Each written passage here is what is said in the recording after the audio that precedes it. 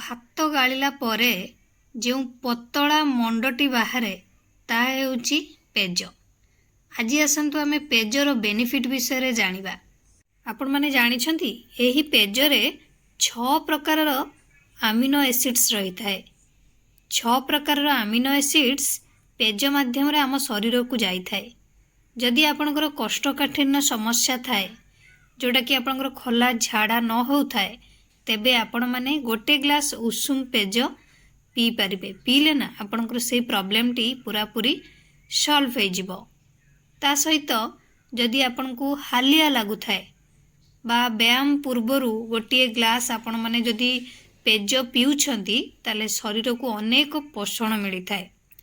ଆପଣଙ୍କର ଯେଉଁ ୱିକନେସ୍ଟା ସେ ଆପଣଙ୍କର ସଲ୍ଭ କରିଦେବ ଏଇ ପେଜ।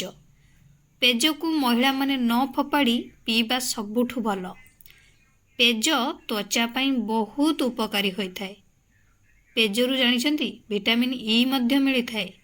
ପେଜ ହଜମ କ୍ରିୟା ଠିକ୍ ରଖିଥାଏ। ଆଉ ଯଦି ମୁହଁରେ ବ୍ରଣ ହେଉଥାଏ, ତାହେଲେ ପେଜ ଯଦି ଆପଣମାନେ ସେଇ ବ୍ରଣରେ ଲଗେଇବେ ନା, ତାହେଲେ ଆସ୍ତେ ଆସ୍ତେ ଆପଣଙ୍କର ବ୍ରଣ ଯେଉଁ ସମସ୍ୟାଟି ସେ ପୁରାପୁରି କ୍ଲିଅର ହୋଇଯିବ।